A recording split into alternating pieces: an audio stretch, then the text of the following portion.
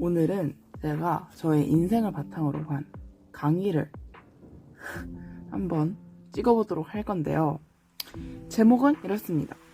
중학교 전교 3등으로 졸업한 학생이 왜 고등학교 가서는 떡락을 하게 되는가에 대해서 한번 여러분들께 보여드리도록 하겠습니다. 우선은 배경을 설명해 드릴게요. 저의 배경은 이렇습니다. 일단 저희 엄마, 아빠 두 분 다 저를 굉장히 사랑하셨어요. 그걸 저도 지금도 알고 있고요. 하지만 이게 등장하면서 문제가 됩니다. 술. 아빠가 술만 드시면 180도 사람이 바뀌어서 폭언을 하셨어요. 근데 이제 저희 엄마는 자식들을 지켜야 하니까 또 꾹 참고 있으셨던 거죠. 결국 암에 걸리셔서 치료를 하는 와중에 아빠의 폭언이 계속 지속되어서 독립을 하여 아예 나가셨어요. 그 기간이 한 1년 정도 됩니다. 전 이걸 통해서 불안장애를 획득했고 약한 멘탈과 낮은 자존감은 덤으로 얻게 되죠. 그러다가 이제 저희 형제자매가 2명이 있는데 그 중에 한 명은 이름만 대면 누구나 알 법한 대학으로 4년제에 들어가고 한 명은 또 서울의 유명한 특목고에 다니게 됩니다. 이로 인해서 저는 무언의 엄청난 압박감을 받게 돼요. 거기다가 저희 엄마가 약간 어렸을 때부터 사회에 일찍 발을 들이셔서 교육을 제대로 못 받으셨어요. 이게 한이 맺히셨는지 너희는 무조건 대학을 나와야 한다 라는 마음가짐을 가지고 계셨습니다.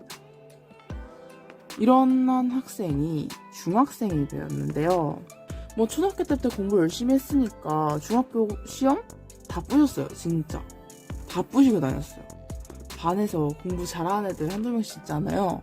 그 중에 공부 잘하는 애 뽑아라 하면 무조건 제 이름이 나올 정도로 진짜 정말 잘했어요. 근데 이건 학교에서 얘기고 학원 얘기로 넘어가자면 어떤 수준이었냐면 이렇게 학원 반이 있거든요. 성적순으로. 저는 A반이었어요. 가장 높은.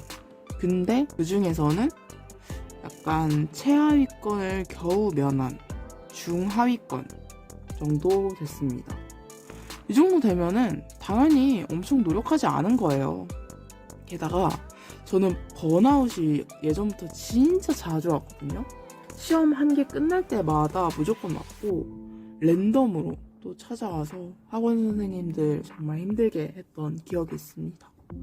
이러니 당연히 성적은 떨어질 수밖에 없죠. 근데 부모님은 학교에선 성적이 애가 좋으니까 특목고를 보내시고 싶어 하셨습니다. 근데 저는 어떤 인간이었냐면 진짜 이미지를 가져왔는데 이렇게 학교의 저의 상황이고 학원의 저의 상황이에요. 학교에서는 제가 제일 공부를 잘했어요. 그러니까 더 열심히 하게 되는 그런 사람이었고 학원에서는 다른 애들이 너무 잘하니까 저는 오히려 같이 으쌰으쌰 하지 못하고 기죽는 스타일이었는데 이걸 모르셨던 거죠, 부모님은. 그래서 무조건 특목고를 가라 라고 말씀을 하던 중에 3학년이 됩니다. 이때부터 살짝 수틀리기 시작해요. 3학년이 되면서 5년 동안 학원을 다녔는데 거기에 새로 오신 선생님과 마찰이 생겨요. 근데 그 선생님이 하필 담임이 됩니다. 이러니까 마찰이 커져서 학원을 그만둬요. 그 학원을. 이후 한두 달 정도 작은 방황을 합니다. 지금까지 못 놀았으니 고등학교 가기 전 실컷 놀아야지 하면서 막 놀아요. 우여곡절 끝에 타 학원에 들어갔지만 어머 적응을 못하네. 이후에 전 지금까지도 계속 학원 가는 손절하고 있는 상태입니다. 이러한 학생이 고등학생이 되면 어떨까요? 고등학생이 돼봅시다. 일단 고등학생 되기 전부터 문제가 발생해요. 중학교에서 고등학교 올라가는 겨울방학 시즌과 봄방학 시즌에 이러한 일들이 벌어지게 되는데요. 일단은 연말에 혼자 공부를 하다가 현타가 오는 거예요. 제가 수학을 진짜 못했는데 겨우 한 문제 풀었어. 근데 또 어려워요. 또 어려워. 이 산을 몇 개나 넘어야 할지 감이 안 잡히는 거예요. 이 산을 다 넘어도 난 대학에 애초에 갈 수 있는 걸까? 라는 생각도 들었고 너무 하기가 싫더라고요. 그래서 이거를 극복하려면은 어떻게 해야 될까 했더니 결론이 이렇게 되어버렸습니다. 죽으면 되겠다 라는 생각에 도달을 해요. 그래서 구체적인 계획을 세우고 실행을 하려는데 그 당일날 부모님이 아시게 되셨어요. 경찰을 부르셨습니다. 저도 너무 이때 당황스러웠는데 경찰까지 동원되면서 저는 경찰서로 연행이 되어 끌려가요. 이 사건은 이렇게 마무리됐지만 저는 제가 고등학생인 걸 받아들일 수 없었습니다. 입학식제요. 이후에는 학교 갔어요. 뭐 좀 빠지긴 했는데 그래도 일반인인 척하면서 잘 다녔습니다. 그리고 이렇게 중간고사 전에 저 스스로 심리상담을 다니기 시작했어요. 부모님은 당연히 반대를 하실 거라 생각을 했고 그냥 무작정 아빠카드 들고 뛰쳐나갔어요. 뭐 이후에는 좀 호전이 돼서 공부를 했습니다. 근데 당연한 결과죠. 폭락하죠. 왜냐? 보통 친구들은 이 시즌에 정말 죽을 듯이 공부를 하거든요. 근데 저는 이 난리를 치고 있었으니 그 친구들을 따라잡을 수 없었겠죠. 이제 저는 멘탈이 부서지다 못해 가루가 되어 공기 중으로 날아가 버렸어요. 나락의 길을 걷기 시작합니다. 1학년 때는 정말 좀 좌절을 많이 했어요. 근데 2학년 되고 나니까 좌절? 그게 뭐야? 난 원래 이런 애야. 난 원래 공부 못해. 이런 생각을 가지게 되더라고요. 중학교 때 공부 잘했던 건 그냥 나의 부캐였던 것 같고 그래서 저는 거의 계속 공부 안 했어요. 계속.